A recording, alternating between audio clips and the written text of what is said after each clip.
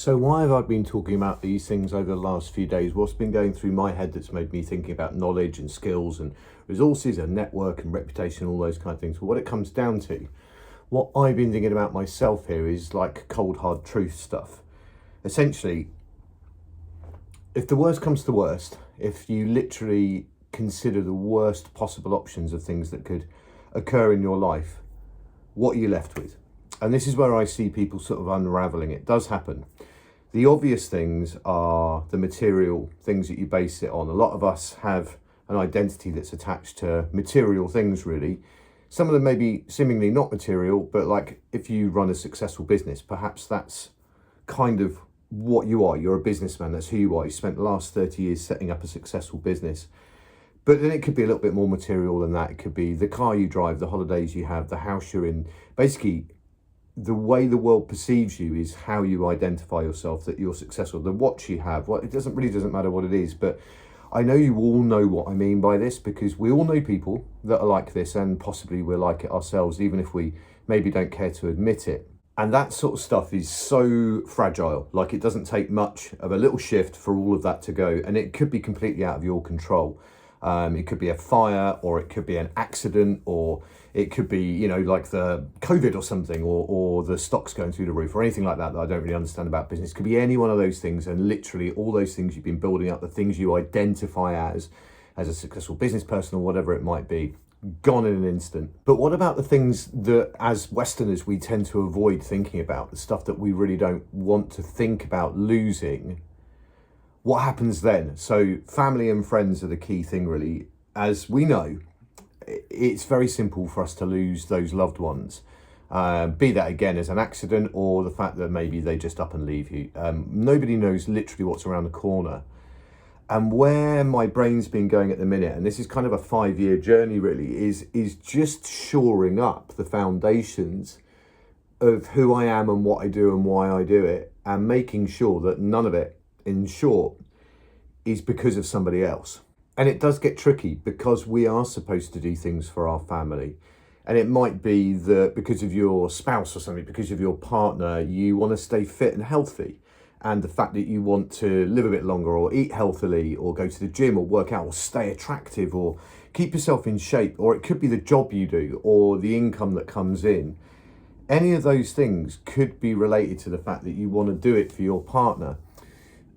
And it seems like a virtuous thing to do. So for example, I could say that I want to stay fit and healthy, and because I want my kids to have less of a burden when they get older and I get older. I don't want them to have to look after me. That sounds like a very virtuous thing to do.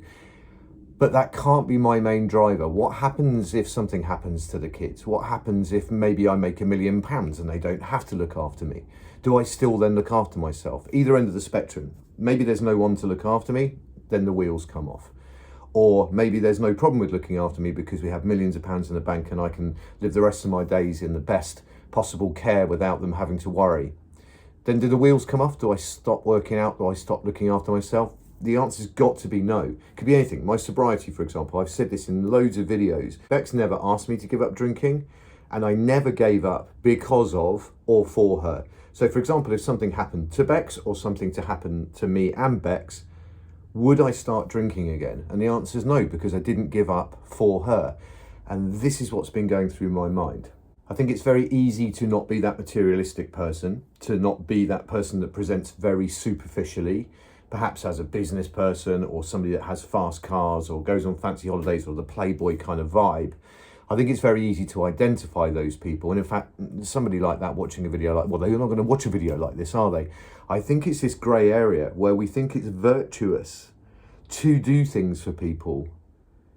But the danger zone is what happens if something happens to that relationship. The good thing that we're doing for them, do we stop doing the good thing because they're not there anymore, for whatever the reason? In some cases, it can be a bit of a tsunami. I had a friend of mine who has sold their business. They haven't lost their business, but they've lost their identity as that business owner, and their relationship came to an end. And all of a sudden, there's this kind of slightly existential crisis of, being that married partner and also owning this business, and all of a sudden, they're gone. So then you have to sort of think about all the things that you were doing that you thought were for you, but they weren't. They were because you were running a business and because you wanted to be seen as a certain thing, and that you were a partner, that you had this relationship with somebody, and there were things that you did because of that.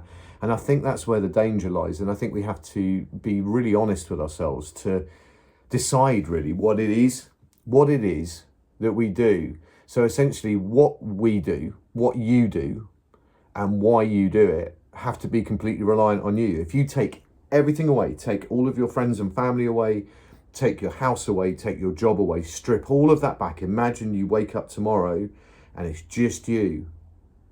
What are those things that you'd still do? And that's really what's been going through my head. There is a level of selfishness to this, and we're going to come on to that in another video, because there's another thing that's been going round and round and round in my head, is the idea that humans are intrinsically and inherently selfish, and that's actually okay. We'll come on to that in another video, but that's what's been going through my head. What are those things? If I lost everything, would I still be active? Would I stay sober?